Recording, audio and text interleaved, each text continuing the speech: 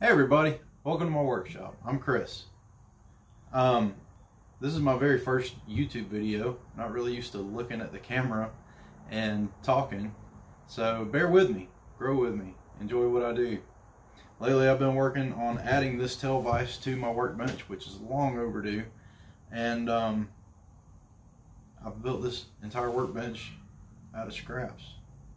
The top itself is made out of reclaimed studs from a house, and the poplar that I'm using for the tail vise is actually left over from a couple of projects I've done over the years. So today I'm going to be showing you how I made the knob. It's kind of a little forward in the process, I know, but if y'all like turning videos, you're in the right place, so enjoy. Hope you like it. Alright, so here we go, cutting the blank out of a sticker from my lumber yard. This actually is a piece of mahogany. Why they would use mahogany as a sticker, I have no clue. But guess what? Pretty nice lumber. I'm marking the circle on here just so I can make sure that, you know, everything's staying center, and then I can watch the circle as it gets down closer to it while I'm turning.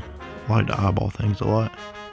A set of calipers, I just won those off of a giveaway from Insize USA. You can check them out on Instagram at Insize USA. Really nice folks over there. So now I'm just tracing that circle. That way I can use it as a reference while I'm turning.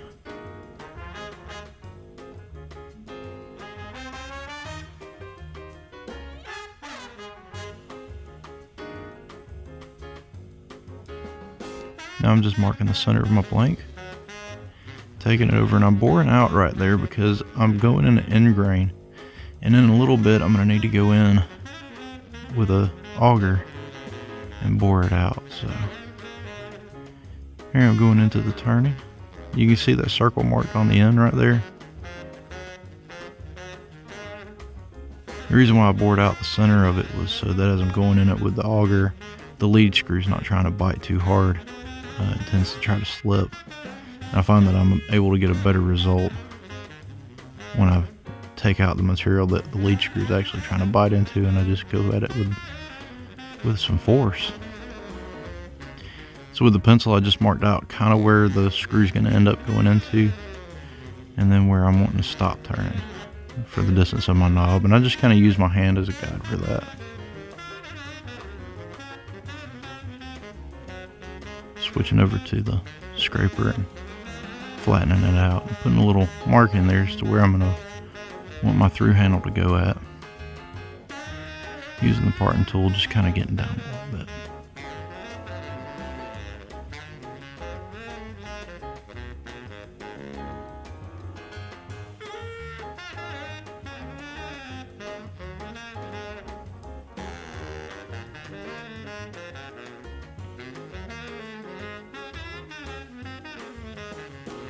So I'm going to pull like the tool rest, sand it down a little bit.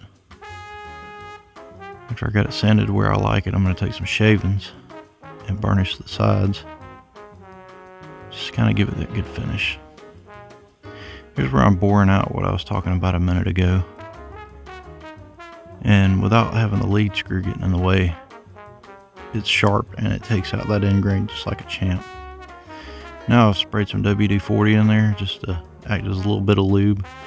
And this piece of threaded rod right here, I've actually turned it into a tap, and I'm going to tap it out, and that way the end of my threaded rod, when I have it in there, I can epoxy it in and it'll hold really good.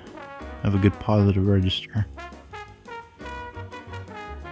So here I'm chasing it, marking the threaded rod just so I can double check to make sure that I'm as deep as I wanted to go with it. Here I'm at my table saw with my sled. Just gonna cut the part off, and I got it pretty clean. There's a little end on it, so we're just gonna clean that up with a chisel real quick.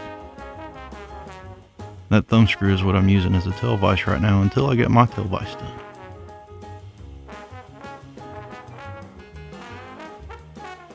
So now we're gonna switch to a little slow-mo sexy oiling time.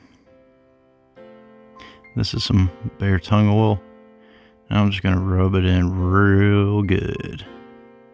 Oh yeah, check out that oil in action. Yeah.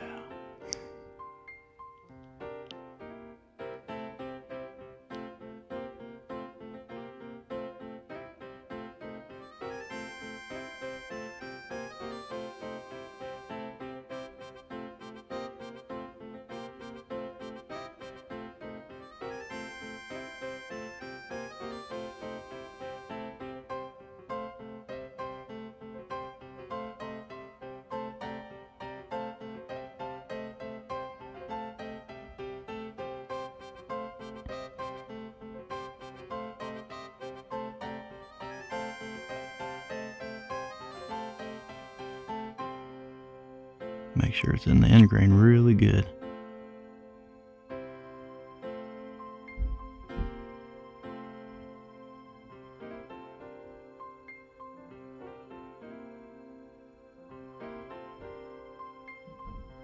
Alright, enough of that foolishness. Let's wipe this thing down and get to work.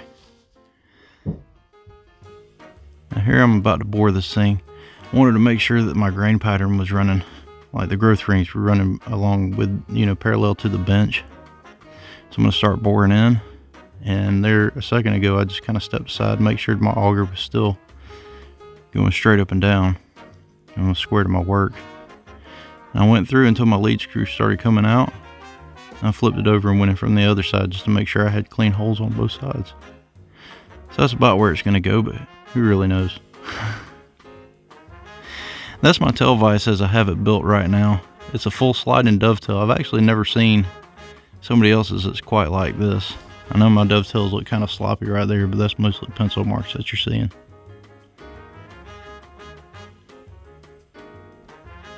But it has a sliding part and it has a chop that's coming off the side. And the whole thing's going to be driven by an undermounted screw. That sliding dovetail is really firm. Not too easy to slide, but not too, you know, hard to slide. So this right here is a piece of beech, and I've planed it square.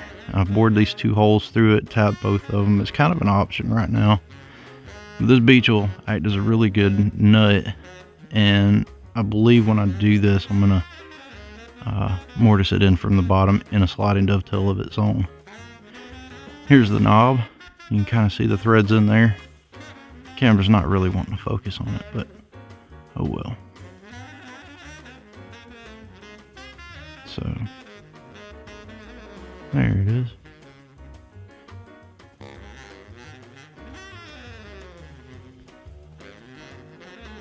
And there's the vise. Dovetailed in and sitting pretty.